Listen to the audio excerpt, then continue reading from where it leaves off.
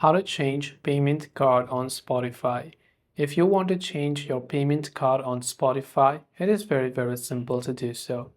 What you have to do is go ahead and then first of all make sure to launch your browser and go to spotify.com from your browser and log into your respective account. Tap on the gear icon located at the top right hand side of the screen, and there you can find an option that says view account, so go to view account.